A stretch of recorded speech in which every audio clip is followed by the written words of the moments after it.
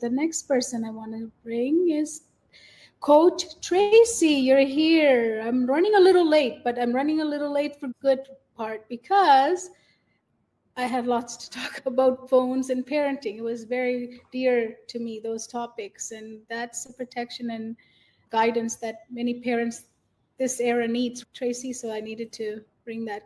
Absolutely. And the speakers have been great. I've been taking my own notes. Awesome. Thank you. So Tracy is here to talk about Decode the Storm. What behavior is actually telling you is what she's going to talk about. But she is an amazing principal. But besides that, she stands for helping families see behavior as something which she didn't share with me before, so I can't share with you yet, but she will. She believes what we label as defiance is often something else. Are you sure about that? Because I thought defiance is defiance. She's going to tell us. She is committed to giving parents the tools to decode. So I'm waiting for those tools. We want those tools. Tools are important, right? She's here for that. She is here to show us that when you learn to read the storm, something happens. Please tell us. Thank you. Welcome. Thanks, Kohila. Before we start, I just want to ask you a question. Have you ever felt like you've tried absolutely everything? The books, the sticker charts, the stay calm plan, the thinking chair, the incentives, the consequences. Maybe you've even, as a parent, had your child assessed, received the labels, and administered the medication. Maybe you have already got the IEP or are in the process of advocating for one. You've asked for more support. You've done all the things. You're an educator, a teacher. Maybe you've also filled out all of the referrals and you've met with the experts. You've done everything. And yet your child still explodes. The school still calls home and you still walk on eggshells around the house waiting for the next meltdown. And you wonder, what am I missing? What if you weren't missing anything except the language of the behavior itself? If you have a pen and paper handy, please grab it. Alternatively, you can put your comments in the chat if you wish. I'm going to show you some pictures. And I'd love for you to just think for a moment about what emotions rise in your body. What are you feeling? Where do you feel them? What do they make you think of? And do you feel compelled to do something? Look closely at each picture and place yourself in that space with that child in that moment, and then breathe and feel. What are you guys feeling? Tell us. What are you feeling? I felt like the person who, like the bottom here, where he's pouting and crying. I'm like, what do you want? What should I get for you? Serve him with something that could make him feel good. That's what I felt. I went to him right there. That was where my eye went. So I want to hug them all. Allison, I feel sad. Lori says, anyone else? No feelings with these pictures? All right, let's try these ones. Same activity. Put yourself in that place, in that moment with that child. Breathe and feel. So when you compare the feelings that rose within you with the first set of pictures to the feelings from the second set, what do you notice? Were they the same? Were they different? Why do you think that is? Perhaps the first group evoked feelings of sadness, empathy, maybe a desire to scoop the child up and wipe their tears and comfort and console them. What about the second group of photos? Did you feel the same sense of empathy? Probably not. These photos probably stirred feelings of stress, maybe a tightness in your chest, a twist in your stomach. Perhaps you had thoughts of consequences, and maybe you were thinking of how you would shut it down or distract and hope it went away or ignore it. Why do you think those feelings are different? No judgment, just awareness. So let's begin with a truth that lives in every parent's nervous system, but rarely gets named. We were told to stop the tantrum, to shut down the back talk, to fix the eye rolls, the door slams, the meltdowns. But what if every one of those behaviors was actually a message in disguise? Most of us weren't taught to understand behavior. We were taught to correct it. I can distinctly remember being in Teachers College many years ago and being told by my professor in a classroom management class not to smile until Christmas because it was important that the kids knew we were in control and we weren't there to be their friends. As parents, much of how we parent is based on how we were parented, and we were told to shut it down, to consequence it, to make sure that our kids knew how to behave appropriately. We called it disrespectful, we punished it, consequenced it, and then moved on. But I'm not here to help you fix behavior. I'm here to help you understand what it's trying to say. Because once you know how to decode the storm, everything starts to shift. Insight isn't just understanding your child. It's remembering that what we once called defiance was always a message. This is the shift. It's not a new strategy. It's a new lens. You don't need new rules. You need a new map. So I want to tell you about a boy I once worked with. We'll call him Jayden. He was 9, sensitive, brilliant, but totally misunderstood. He was the kind of kid you would describe as a handful, a high flyer, a behavior problem. He refused to do his own work most of the time and distracted everyone else so they couldn't focus on theirs either. He snapped at classmates, yelled and screamed. Sometimes he'd crawl under the desk, growl, or throw a chair. The adults called him explosive, oppositional, defiant, obstinate, disrespectful, non-compliant. But to the kids, he was entertainment. And so he got labeled difficult, violent, disruptive, attention-seeking. He never got invited to birthday parties. Every year, parents would send me emails requesting that their child not be placed in Jayden's class. And teachers felt a sense of panic when they saw his name on their class list. Even at home, his parents were desperate for anything that would stop the chaos. Chances are, if you're a teacher, you have undoubtedly taught a child like Jayden. Perhaps you're a parent raising a child like Jayden. But the truth was, he wasn't acting out. He was protecting himself. His nervous system had learned through hundreds of tiny cues that the environment, whether it be home, school, out in the public, it didn't matter, wasn't safe. Not physically, but emotionally. The nervous system determines if we feel safe or not, and it isn't rational. And the perceived threat doesn't have to make sense to anyone else or even be visible to others. It could be anything: a rude comment from a classmate, a teacher's request to read a passage, a math sheet on his desk, or a parent request to get ready for school in the morning. Once we understood what his nervous system was doing, everything started to shift. Let me introduce a tool we teach families. It's called the nervous system traffic light. You might have seen it used in other ways in the classroom. Perhaps you've used it in the classroom. Sometimes as a warning before a consequence is given or a privilege is taken away. Today, we're going to look at it a little differently through the lens of the nervous system. Green means the system is regulated. The child feels safe, connected, able to learn, and able to reason. Yellow means warning. The system is scanning for threat. The child may look restless, sensitive, anxious, or is quick to react. Red means survival. Fight, flight, freeze, or total shutdown. Once a child is in red, logic is gone. Language is gone. Learning is gone. The only thing happening in red is protection. And the part of the brain required for problem solving and reasoning is quite literally offline. It's like trying to download a document without Wi-Fi. So let's do this together just for a moment. Take a big deep breath. What color do you think your system is in right now? There's no wrong answer, just awareness. That's the power of this model.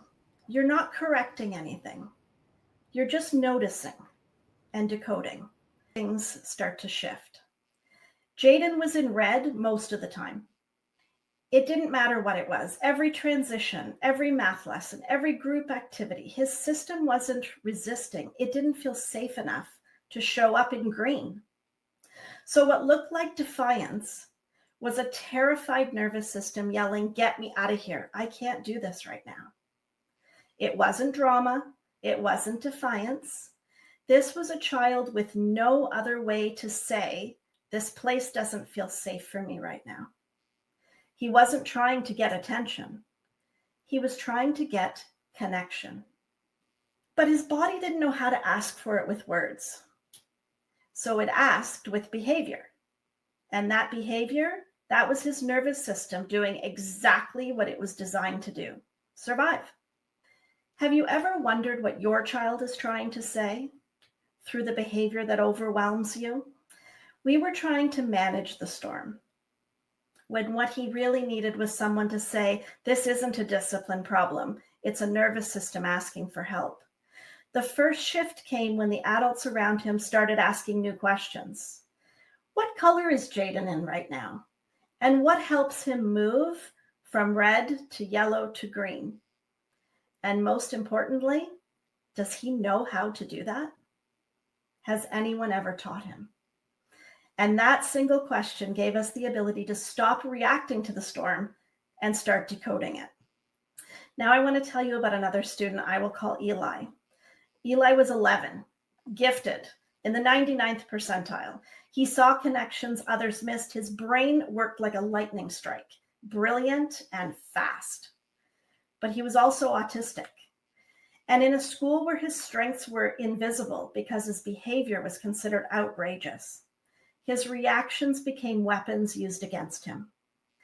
The other kids, they learned how to poke him, literally and emotionally. They'd whisper his name, blame him for everything, move his pencil, make small sounds under their breath, until eventually he would explode. And that's when the show began. The louder he got, the more they laughed. He became their entertainment and their scapegoat for almost everything. The adults around him said things like, "He has to learn to ignore them. He's too sensitive. He just needs to calm down." The problem is no one ever taught him how to do that. So this is where we introduce something simple but powerful, a technique we called talk to your brain. We told Eli this: your brain is smart, but when you're triggered, it's not thinking, it's protecting. And that's not bad, it's just survival. But you can help your brain make better choices. You just have to talk to it like it's your teammate. We practice together. Brain, this isn't danger, this is distraction. Brain, we're safe, we can walk away. Brain, don't give them the show. At first it was awkward, he thought it was silly, but we practiced, we made it funny, we made it his own. He named his brain, and he learned to have an internal dialogue when he felt the clouds moving in. And one day it worked. A student tried to set him off. Eli looked at me, he paused, and he whispered under his breath, "Don't give him a show, he's not worth it." He picked up his book and he walked away, took a break, no explosion. Later he said to me, "It's like I could feel the storm coming, but I talked to my brain before it took over." That's what Talk to Your Brain does. It gives kids a way to recruit their executive system before the protective system hijacks it. Because the storms will come. But when a child learns that the storm is not the enemy, it's a message, then they stop fighting themselves and they start directing their own systems. And I'll say this too, because it matters. I've used Talk to Your Brain with my students, but also with myself, because sometimes it's our system that needs reminding that we're safe, we're learning, we're not in danger. And a prime example is the fact that I am terrified of public speaking. And here I am with you today. That took a lot of talking to your brain. I have been talking to my brain nonstop all day today. So think of something that causes you angst or anxiety, something you're afraid to do or try, and just notice where you feel it in your body. Maybe your stomach tightens, maybe your chest aches, maybe your throat feels tight. Now let's try this together. Whisper to yourself, brain, this isn't danger, this is a distraction. I can do this. Then take a big deep breath and notice any changes in your body. Yep, it feels weird, but it also works. It's the nervous system installing the insight, not just remembering it. I want to speak now to the parent or teacher who is sitting here feeling weary and defeated, because I think we've all been there. You've read the books, you've attended the workshops, you've listened to the advice of countless experts. You've tried the sticker charts, the consequences, the planned ignoring, and you've asked, why is this still happening? And somewhere inside you, you might be wondering, is it me? Am I just not good at this? Why can't I reach this child? Why does it feel like nothing works? And here's what I want you to hear. You're not a bad parent or an ineffective teacher. You've just been given the wrong map. You've been taught to respond to the storm, but not how to decode it. And what if that defiance, that meltdown, that refusal to transition or complete the task, what if it's not bad behavior? What if it's brilliant communication from a child whose system does not yet have the words that it needs? Now, go back to the feelings that you felt when we looked at the pictures at the beginning of the presentation. If this child was a baby that learned to bang the table when they wanted more, you would say they were brilliant for finding a way to communicate before they had the words to do. And yet, when an older child's system does exactly the same thing, we label it as broken. What if your child isn't fighting you? They're fighting for internal safety. And what they need isn't stricter consequences or planned ignoring. It's deeper connection and clearer decoding. This is what we think behavior is: chaos. But once we learn to read it, it becomes a map, a signal, a language. The behavior isn't defiance, it's a system trying to stay safe. And here's what I now know: behavior is a map. And like any map, once you learn how to read it, you stop getting lost, you stop spinning in frustration, you stop blaming the passenger, and you start understanding the route. The storm doesn't mean something is wrong, it means something is speaking.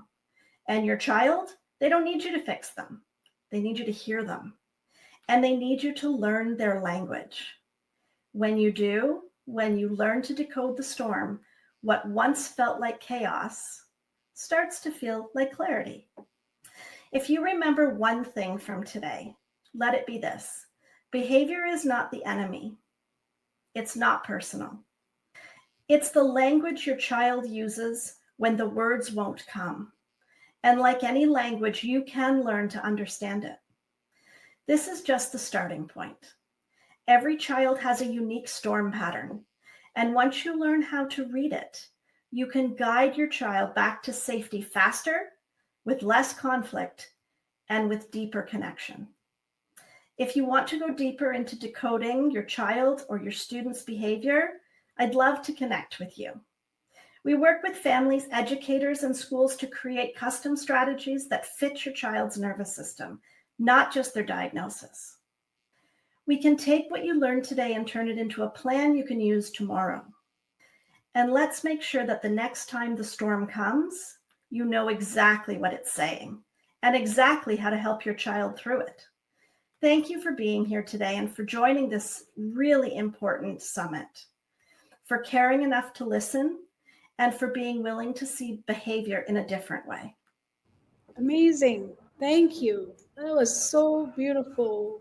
a map, and every child has their own route to their Yeah. soul. If I had known then what I know now, I would have been a very different parent, a very different teacher, and a very different principal. So I hope that this message helps someone who's at the beginning of their journey or right in the thick of it, because there is a different path. Because when we look at it as behavior, and we also take in that input from that behavior, we're also sending our nervous system to get hijacked. Absolutely. And children know how adults feel about them. They know if you like them. They know if you're angry. They know when you're frustrated. They can feel it. They can see it. They know by our facial expressions, the tone of our voice, and they know by all the things we don't say. So it's so important for us to be able to manage our own systems so that we can show up as the best version of ourselves for our kids. And through the shared energy field, when we're able to calm, we can share that calmness with them and we can bring them down as well, right? So they, as you say, they read so much of your energy. So the behavior, when we're used to calling it behavior, we are not seeing the real root of the problem anymore. Just No. label, we say it's just a behavior. No, it's not just a behavior, as you said, it's a signal, it's a message, right? We need to learn to read it, not just fix it. And that goes against everything that we've been taught. So it feels like a foreign concept. But the more we do it, the more natural it starts to feel. And then our default shifts from that desire to jump in and fix and correct to more of a co-regulation and an ability to model the strategies that we need them to learn. Yes. We have a question from Lori. I love the traffic light. Do you have a version for other ages? Do you need to change for other ages the model? I don't think you do in most cases, but you can certainly personalize it for the child that you're working with. I have a student who really likes anime, and so I would try to find anime characters that you can put in the sections of the traffic light just to engage the child with something that they're already drawn to. And easier the model, the better to understand. We all know we're so used to the stoplight, and we also have a reaction to it. Even as an adult, I know what stop means, right? It's stop. How many times we stopped, right?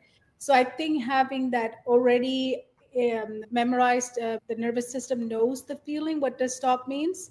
What does the yellow do?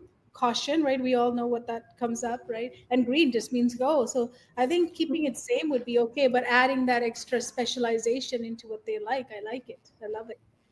Sometimes kids are reluctant to engage with tools that we know they need. And so giving them that hook where it's something that they want to look at or interact with, excuse me, that helps sometimes. Yeah, absolutely. And then Kim says, how can a parent get themselves regulated to show up for their child? Very good. That's a good question. There's a lot of strategies that we need to learn as adults too.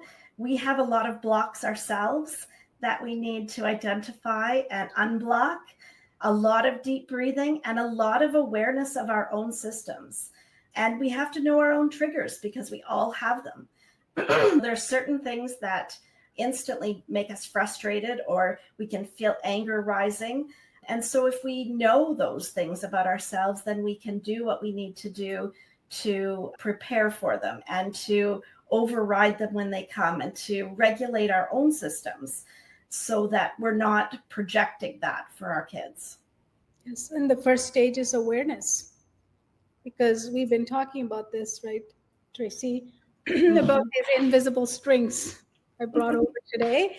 So if you're a parent, you might be conditioned, right? We've been conditioned. We went to the same school system for compliance, right? So benchmark, we need to do this. You have to be like this. You should be this. You have to, right? All these things we grew up with. So that is a string that came from education, your society, your parent might have passed a generational, right? So this is what I'm talking about. You have to cut those invisible strings that are holding you like puppet, acting as, or even denial, right? Of I don't have a block. I'm perfectly fine. It's just my child can't regulate. But we have to become aware, am I regulated? Am I waking up each morning so excited, or am I waking up thinking, here comes another day I have to get over, right? Yeah. So, what do you think? What string should we cut? What am I cutting now? I think we need to cut the string that makes us feel compelled to fix a child every time we see a behavior we don't like. They don't need fixing. They need to be heard. They need to know the strategies that they can use. They have to know that they're not broken. That just like the pictures, they're speaking without words. Yes. So, if you cut it, then you'll know how to be in that awareness state and align with your child and come into that energy field and share it. But awareness is everything. Anything else you want to add, Tracy? No, that's great. Thank you, Kohila, for providing this opportunity. I have learned so much myself from watching the other presenters, and I certainly hope that if you're a teacher or a parent, that you're learning a whole bunch of great things that you can use with your kids and your students. Thank you. So important to reframe and train us out from that. It's just behavior. Oh, that kid is just bad behavior, right? This just needs to go. That language, like maybe we can ban. Absolutely. Maybe we can ban behavior, like out of English. We don't use that word anymore. What else can I use? Maybe. But if you're thinking in the chat or watching, and all, or you're thinking this is so silly that she's cutting this, I'm telling you, anchoring is huge. And you explained about talking to your brain. I have this thing where I snap my brain out of thinking nonsense. I'm like, we're done. We're moving. We're going. So whatever makes you anchor yourself, that's why I'm trying to anchor you, because if you can see that invisible thread that you've been conditioned and you're being moved as a puppet by other things, now you cut it away. Now you're free. Now you can be in the awareness state. So thank you. Thank you for being here. Thank you very much.